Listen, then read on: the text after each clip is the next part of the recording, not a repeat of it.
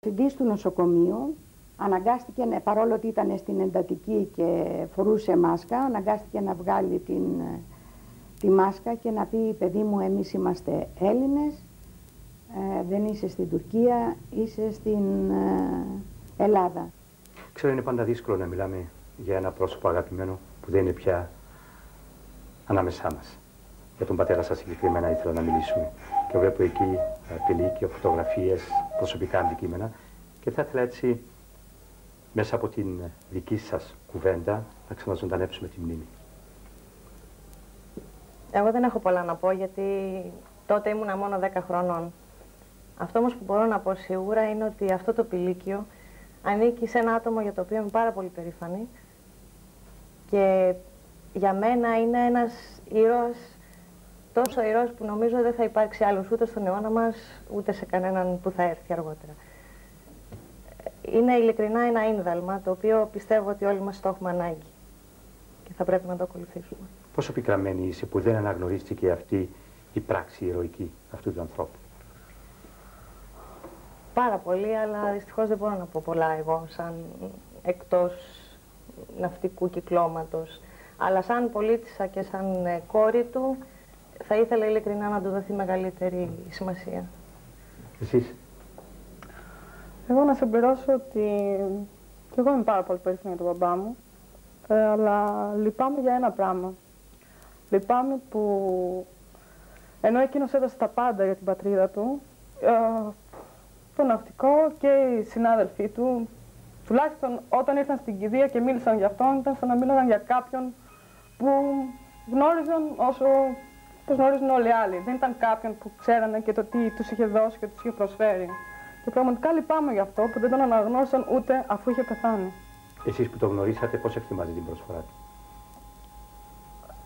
Εγώ πιστεύω ότι ήταν ένας άνθρωπος που τα έδινε όλα. Ήταν ένας άνθρωπος που έδινε την ψυχή του και για την πατρίδα του και για την οικογένειά του.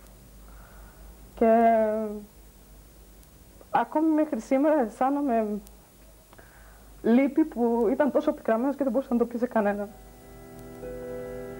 Για την Κύπρο τι σας έλεγε? Να σας πω, ήταν κάτι πράγματα που τα κρατούσε μέσα του. Δεν μίλαγε πάρα πολύ. Απλά έλεγε ότι θα το ξανάκανε, έπρεπε να το ξανακάνει.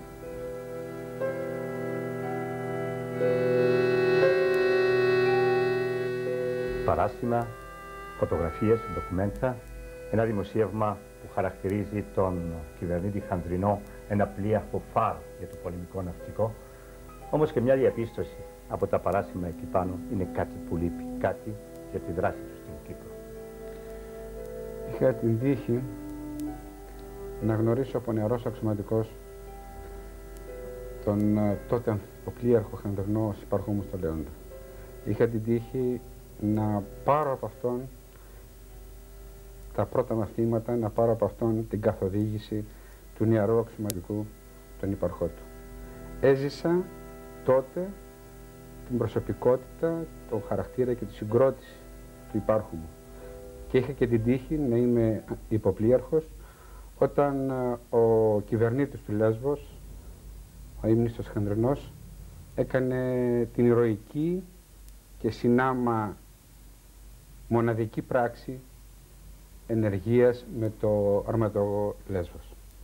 Μια πράξη η οποία και πολύ συζητήθηκε μέσα στο ναυτικό και από όλα τα στελέχη του ναυτικού χειροκροτήθηκε.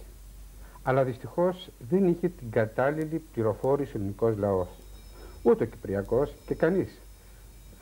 Για αυτή την πράξη, για αυτή την ενέργεια, για αυτό τον τακτικό ελιγμό που έκανε ο κυβερνήτης του Λέσβος, ο Χανδρινός. Γιατί αυτό, ποια είναι η δική σας εκτίμηση? Γιατί προς τα έσω βγήκε και προς τα έξω όχι? Η δική μου εκτίμηση ήταν, ενώ η αναγνώριση ήταν από όλους, ανώτερους και κατώτερους του κυβερνήτη του Λέσβος τότε, ήταν οι συνθήκες που είχαν διαμορφωθεί που δεν επέτρεπαν οι ηρωικές πράξεις να βγαίνουν προς τα έξω. Και πιθανότατα ήταν και λόγια σκοπιμότητας. Δεν έπρεπε να φανεί ότι στο Κυπριακό έγιναν και ηρωικές πράξεις από μεμονωμένα, έστω άτομα. Για το ναυτικό μιλάμε αυτή τη στιγμή. Γιατί υπάρχουν και άλλες πράξεις του ναυτικού ηρωικές. αλλά τη μοναδική.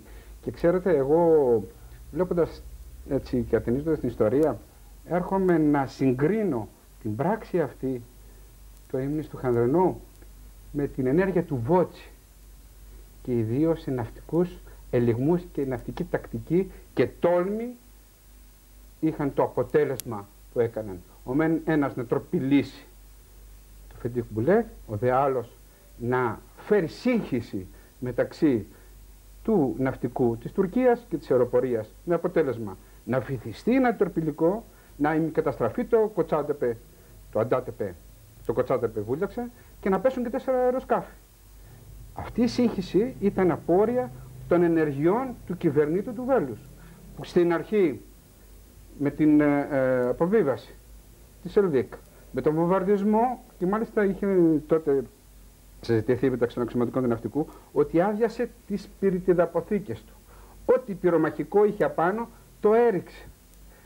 Αυτή η σύγχυση και στη συνέχεια η λανθασμένη πληροφορία από τους Τουρκοκυπρίους προς τις στρατιωτικές αρχές της Τουρκίας έφερε την συνονοησία και την μεταξύ τους συμπλοκή.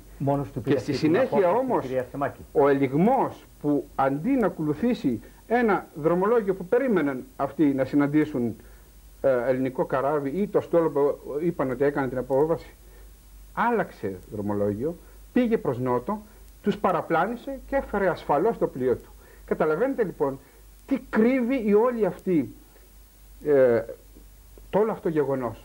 Όχι μόνο τόλμη, όχι μόνο αποφασιστικότητα, όχι μόνο ένα κυβερνήτη που έχει μέσα συγκροτήσει το πλήρωμά του, τον κόσμο του, εκπαιδεύσει και καταστήσει ικανούς προς μάχη, αλλά και να σκέπτεται και πιο πέρα. Και ακόμα και αυτό που σας είπα, που είχε την απόρρια αυτή που συζητήθηκε και στους κύκλους του ΝΑΤΟ, ευρέως.